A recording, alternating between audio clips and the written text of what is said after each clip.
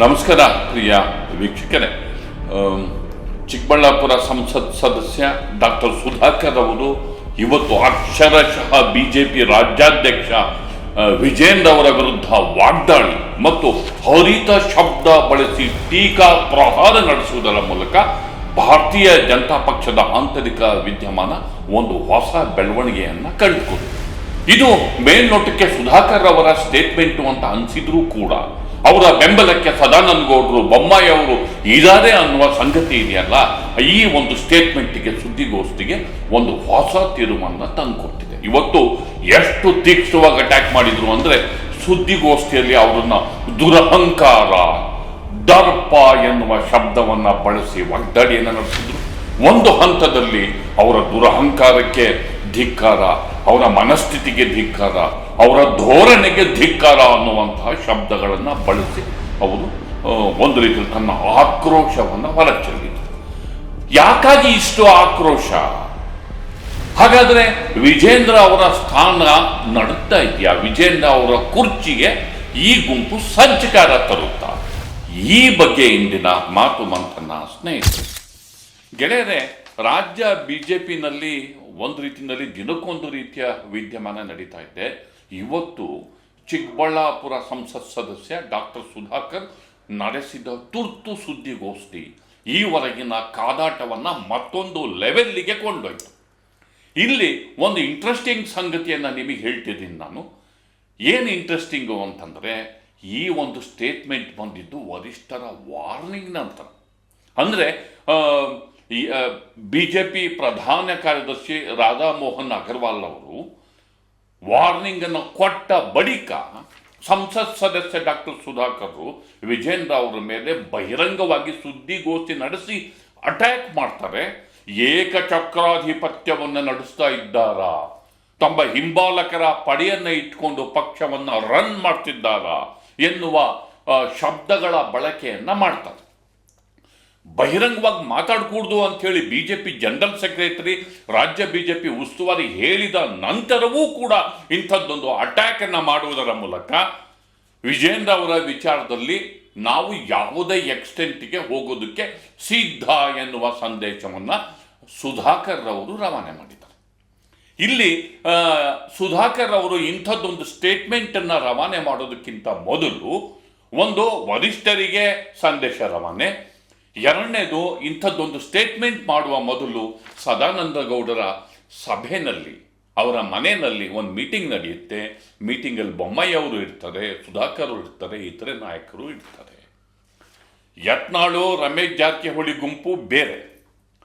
ಆದರೆ ತಟಸ್ಥ ಅಂತ ಹೇಳಿಕೊಳ್ಳುವಂತಹ ಸದಾನಂದ ಗೌಡರು, ಹಾಗೆಯೇ ಬೊಮ್ಮಾಯಿ ಅವರು, ಸುಧಾಕರ್ ಅವರು ಆ ಒಂದು ಸಭೆಯಲ್ಲಿ ಅಗತ್ಯ ಬಿದ್ದರೆ ರಾಜ್ಯಾಧ್ಯಕ್ಷ ಸ್ಥಾನ ಹುದ್ದೆಯನ್ನು ನಾನೇ ತಗೋತೀನಿ ಅನ್ನುವಂತಹ ಮಾತುಗಳನ್ನ ಆಡಿದಂತಹ ಸುಧಾಕರ್ ಅವರು ಯಾಕಾಗಿ ಈ ಒಂದು ಪ್ರಹಾರವನ್ನು ನಡೆಸ್ತಾ ಇದ್ದಾರೆ ಅನ್ನೋದಿಲ್ಲಿ ಮುಖ್ಯ ಪ್ರಶ್ನೆ.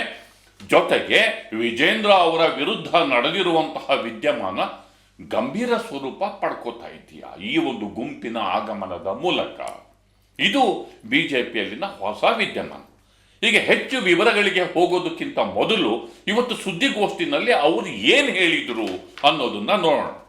ಅವರು ತುಂಬ ರಾಜಕೀಯ ಸಮಾಧಿ ಅನ್ನುವ ಶಬ್ದವನ್ನು ಬಳಸಿದರು. ವಿಜೇಂದ್ರ ಅವರು ರಾಜಕೀಯ ಸಮಾಧಿಯನ್ನ ಮಾಡ್ತಿದ್ದಾರೆ, ಪಕ್ಷವನ್ನು ಮುಗಿಸ್ತಾ ಇದ್ದಾರೆ ಅನ್ನೋದಕ್ಕೆ ಅದು ದುರಹಂಕಾರ. ಅವರಿಗೆ ದುರಹಂಕಾರ.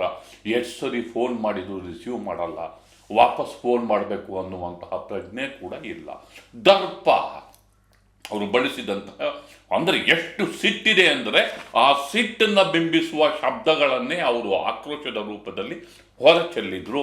ಅವರ ಪ್ರತಿಕ್ರಿಯೆಯ ಒಂದು ರೀತಿಯನ್ನ ನೋಡೋಣ.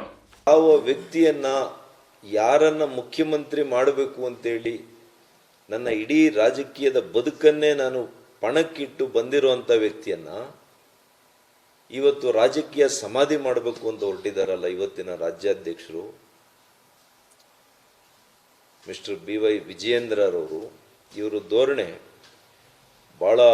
ಬಹಳಷ್ಟು ಮುಖಂಡರುಗಳಿಗೆ ಈ ರಾಜ್ಯದಲ್ಲಿ ನೋವನ್ನು ತಂದಿದೆ.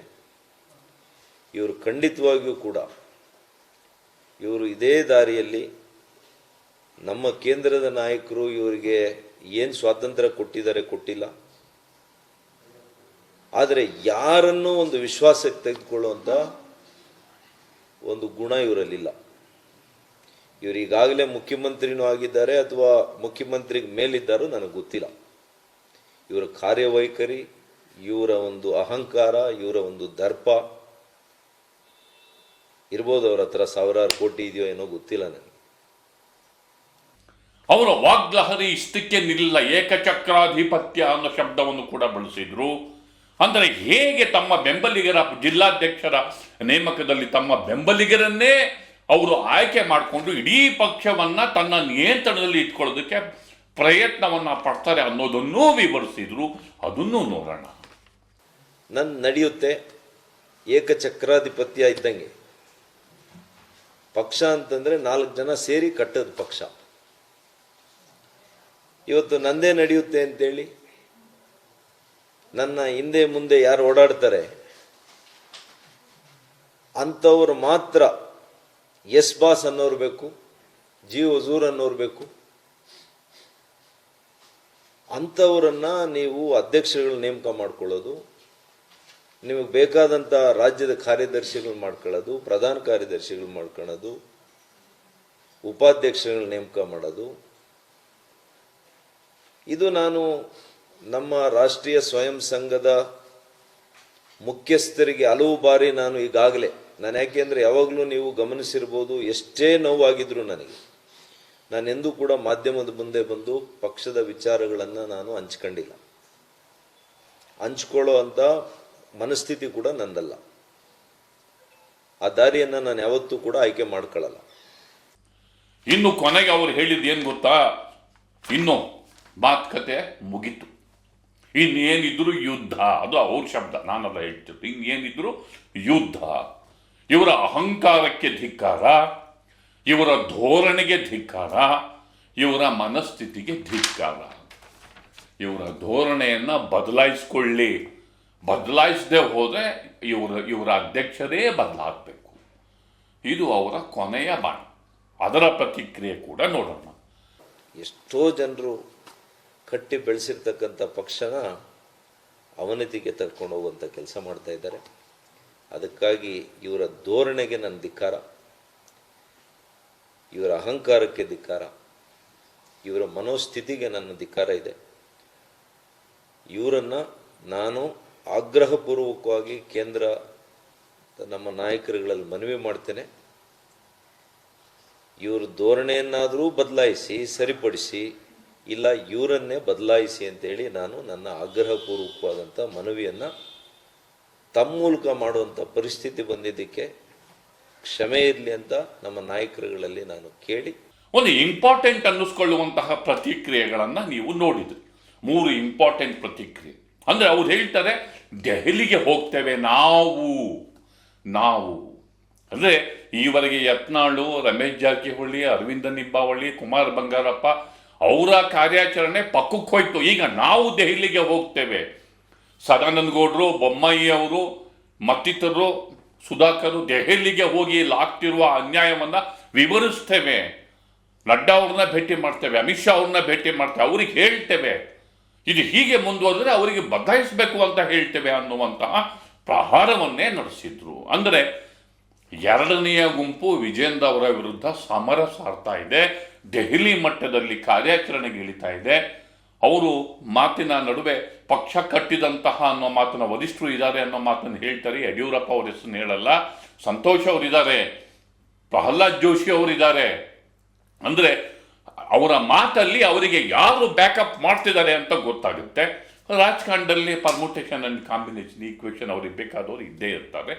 ಅಂದರೆ ದೆಹಲಿಗೆ ಹೋಗಿ ವಿಜೇಂದ್ರ ಅವರ ಬದಲಾವಣೆಯ ತೀವ್ರತೆಯನ್ನು ಹೆಚ್ಚು ಮಾಡ್ತೇವೆ ಅನ್ನುವಂಥ ಸುಳಿವನ್ನು ಬಹಿರಂಗವಾಗಿಯೇ ಕೊಟ್ಟು, ಅಂದರೆ ಈ ಒಂದು ಗುಂಪಿನ ಒತ್ತಡದಿಂದಾಗಿ ವಿಜೇಂದ್ರ ಅವ್ರನ್ನ ಕುರ್ಚಿಯಿಂದ ಕೆಳಗಿಳಿಸುವಂತಹ ಯತ್ನಕ್ಕೆ ದೊಡ್ಡ ಮಟ್ಟದಲ್ಲಿ ಚಾಲನೆ ಸಿಗ್ತಾ ಇದೆ.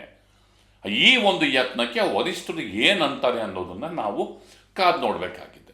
ಅಂದರೆ ಏನು ಜಿಲ್ಲಾಧ್ಯಕ್ಷರು ನೇಮಕದ ಬಗ್ಗೆ ತಕರಾರು ಮಾಡಿದ್ದಾರೆ ಅಥವಾ ಮತ್ತೊಂದೇನು ಮಾಡಿದಾರೋ ಅದೆಲ್ಲ ಸರಿಪಡಿಸ್ತಾರೋ, ಅಥವಾ ಚುನಾವಣೆ ಮೂಲಕನೇ ನಡೀಲಿ, ನಿಲ್ಲೋರು ನಿಲ್ಲಿ ಗೆಲ್ಲೋರು ಗೆಲ್ಲಿ ಅಂತೇಳಿ ಯಾರು ಏನೇ ಕಂಪ್ಲೇಂಟ್ ಕೊಟ್ರು ಚುನಾವಣೆ ನಡೆಸ್ಬಿಡ್ತಾರ? ಚುನಾವಣೆ ನಡೆಸಿದ್ರೆ ಗೆದ್ದರೆ ಸೋತ್ರೆ ಯಾರು ಟೀಕೆನೇ ಮಾಡಂಗಿಲ್ಲ. ಹೀಗಾಗಿ ಚುನಾವಣೆನೇ ಇದಕ್ಕೆ ಪರಿಹಾರನ ಅನ್ನುವ ಒಂದು ಪ್ರಶ್ನೆಯ ಜೊತೆ ನನ್ನ ಮಾತನ್ನು ಮುಗಿಸ್ತಿದ್ದೇನೆ. ದಯವಿಟ್ಟು ದಿ ಪೋಸ್ಟ್ ನೋಡಿ, ಲೈಕ್ ಮಾಡಿ, ಶೇರ್ ಮಾಡಿ, ಸಬ್ಸ್ಕ್ರೈಬ್ ಮಾಡೋದಕ್ಕೆ ಮರಿಬೇಡಿ ಗೆಳೆಯರೆ.